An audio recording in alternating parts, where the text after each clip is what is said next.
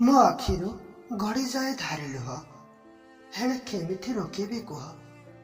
ଜାଣିଛ ତାକୁ କେତେ ଭଲ ପାଉଥିଲି, ତା ସାଥେ ମୋ ଭବିଷ୍ୟତ ଭାବିଥିଲି। ଆରେ ହଁ, ମୁଁ ପରା ବୋକାଟା।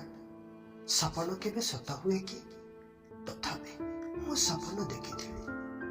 ବାମଣର ହାତ ହୋଇ ଆକାଶର ଚନ୍ଦ୍ରମାକୁ ପାଇବା ପାଇଁ ବାହାରିଥିଲି।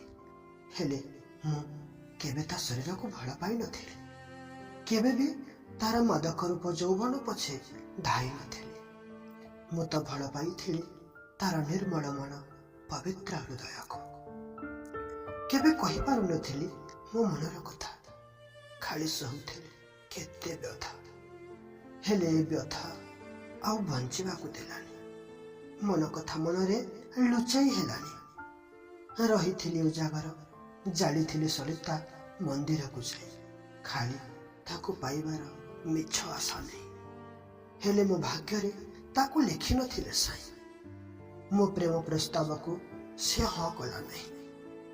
ତଥାପି ତା ପ୍ରତି ଏ ଅଗାଢ଼ ଅନୁରାଗ କେବେ ସରିବ ନାହିଁ। ମୋ ପ୍ରେମ କେବେ ମରିବ ନାହିଁ। ମୋ ହୃଦୟରେ ସେ ଜାଳିଥିବା ପ୍ରେମର ଦୀପ କେବେ ଲିଭିବ ନାହିଁ। ହଁ, କେବେ ଲିଭିବ ନାହିଁ।